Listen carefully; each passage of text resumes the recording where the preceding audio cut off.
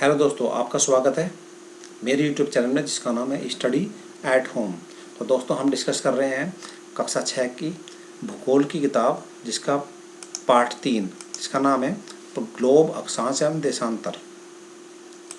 दोस्तों, इससे पहले वाले भाग 1 भाग 2 में हमने अक्षांश रेखाएं, देशांतर रेखाएं, ग्लोब और बाकी सब कुछ चीज़ पढ़ लिया था। तो अब इस पार्ट से संबंधित कुछ सवाल हैं, कृपया इसको ध्यान से देखें। मैंने यहाँ पे सवाल सारे के सारे लिख दिए हैं और आप इनको पॉज करके पढ़ लें। जैसे ग्लोब किसे कहते हैं, ग्लोब पर अक्षांश रेखाओं की कितनी संख्या होती है, अक्षांश रेखा किसे कहते हैं, देशांतर रेखा किसे कहते हैं, यदि ग्रीनविच रेखाओं पर घड़ियों में शाम के 4 बज रहे हों तो भारत की घड़ियों में क्या समय होगा। तो दोस्तों, आप इसको यहीं पे पॉज करें, पहले अपने आप उत्तर देखें और उसके बाद में मैं आपको इनके उत्तर बताता हूँ। तो दोस्तों, इनके उत्तर हैं। प्रश्न नंबर 1, ग्लोब किसे कहते हैं। ग्लोब पृथ्वी का लघु रूप में एक वास्तविक प्रतिरूप या मॉडल है। दूसरा प्रश्न है, ग्लोब पर अक्षांश रेखाओं की कितनी संख्या होती है। तो दोस्तों, ग्लोब पर अक्षांश रेखाओं की 181 रेखाएं होती हैं। अक्षांश रेखा, तो अगला प्रश्न है, अक्षांश रेखा किसे कहते हैं। तो दोस्तों, किसी बिंदु या स्थान की भूमध्य रेखा से उत्तर या दक्षिण की कोणीय दूरी की माप को अक्षांश कहते हैं। देशांतर रेखा किसे कहते हैं। दोनों ध्रुवों को मिलाने वाली अर्धवृत्ताकार काल्पनिक रेखाएं देशांतर रेखाएं कहलाती हैं। अगला प्रश्न है, यदि ग्रीनविच रेखाओं पर घड़ियों में शाम के 4 बज रहे हों तो भारत की घड़ियों में क्या समय होगा। तो दोस्तों, अगर वहाँ पे शाम के 4 बज रहे हैं तो हमारे यहाँ पे घड़ियों का समय 5.5 घंटे आगे होगा। अगर 4:30 में हम 5:30 जोड़ते हैं तो उत्तर आता रात के 9:30 बज रहे होंगे। दोस्तों, आगे अभ्यास है, अंतर बताओ। उत्तरी ध्रुव और दक्षिणी ध्रुव कर्क रेखा और मकर रेखा में, 0 डिग्री अक्षांश और 0 डिग्री देशांतर रेखा में, आर्कटिक वृत्त और अंटार्कटिक वृत्त में। तो दोस्तों, इनका उत्तर ढूंढें आप और मैं उसका बाद में उत्तर आपको बताता हूँ। तो दोस्तों, इनके उत्तर हैं,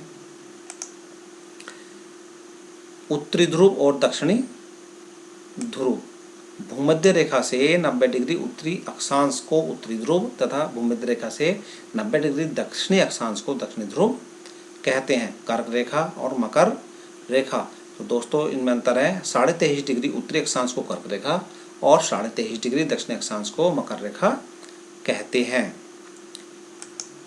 0 डिग्री अक्षांश और 0 डिग्री देशांतर रेखा, तो दोस्तों 0 डिग्री अक्षांश को भूमध्य रेखा या विषुवत रेखा कहते हैं, जो पृथ्वी को 2 गोलार्धों में बांटते हैं। कौन कौन से गोलार्ध, उत्तरी गोलार्ध और दक्षिणी गोलार्ध। जबकि 0 डिग्री देशांतर को प्रधान देशांतर या ग्रीनविच रेखा कहते हैं। इसको प्राइम मेरिडियन भी कहा जाता है। दोस्तों, आर्कटिक वृत्त और अंटार्कटिक वृत्त, इनमें अंतर है, 66.5 डिग्री उत्तरी अक्षांश को आर्कटिक वृत्त और 66.5 डिग्री दक्षिणी अक्षांश को अंटार्कटिक वृत्त कहते हैं। दोस्तों, आगे प्रश्न है आपके लिए, सही शब्द चुनकर खाली स्थानों को भरिए। तो दोस्तों, पहला प्रश्न है, प्रधान देशांतर रेखा के ठीक विपरीत देशांतर रेखा होती है कितने, 180 डिग्री, 90 डिग्री, 66 डिग्री। तो दोस्तों, ये 4 प्रश्न हैं, आप इनको पॉज करके उत्तर देने की कोशिश करें और नहीं तो फिर मैं आगे बताऊंगा, लेकिन एक बार आप कोशिश जरूर करें। तो दोस्तों, इनके सही उत्तर हैं, प्रधान देशांतर रेखा के ठीक विपरीत 180 डिग्री देशांतर रेखा होती है। अगला प्रश्न है, अक्षांश एवं देशांतर रेखाओं का मापन अंश में किया जाता है। और उससे अगले वाले का उत्तर है, सभी देशांतर रेखाओं की लंबाई बराबर होती है। अगला प्रश्न है, शून्य अंश अक्षांश रेखा को भूमध्य रेखा भी कहते हैं। तो दोस्तों, उससे अगला आगे हम देखते हैं अभ्यास में। प्रश्न नंबर 4, निम्नलिखित के सही जोड़े मिलाइए। तो दोस्तों, यहाँ पे स्तंभ ए और बी हैं, तो आप दोनों को पढ़ें और उसके बाद में सही जोड़े मिलाने की कोशिश करें। 0 डिग्री देशांतर, 23.5 डिग्री दक्षिणी अक्षांश, 66 डिग्री उत्तरी अक्षांश। दोस्तों, यहाँ पे थोड़ी सी गड़बड़ है, ये 66 की जगह 66.5 डिग्री उत्तरी अक्षांश है, 90 डिग्री दक्षिणी अक्षांश और 180 डिग्री देशांतर। तो दोस्तों, इनके उत्तर हैं, 0 डिग्री देशांतर किसे कहते हैं, ग्रीनविच रेखा। 23.5 डिग्री दक्षिणी अक्षांश क्या होती है? मकर रेखा। 66.5 डिग्री उत्तरी अक्षांश को हम बोलते हैं आर्कटिक वृत्त, और 90 डिग्री दक्षिणी अक्षांश को बोलते हैं हम दक्षिणी ध्रुव, और 180 डिग्री देशांतर कहलाती है अंतर्राष्ट्रीय तिथि रेखा। तो दोस्तों मैं समझता हूँ आपको जो सवाल है उनके सही जवाब मिल गए होंगे। तो दोस्तों मेरे इस चैनल को सब्सक्राइब करना ना भूलें और इसको शेयर ज़रूर करें। अगर आपको कुछ कमी लगती है तो कमेंट बॉक्स में लिखें, फिर से मैं उसको कोशिश करूँगा कि वो कमी को दूर किया जा सके। तब तक के लिए धन्यवाद। मैं फिर से पाठ 4 के साथ में उपलब्ध होऊंगा।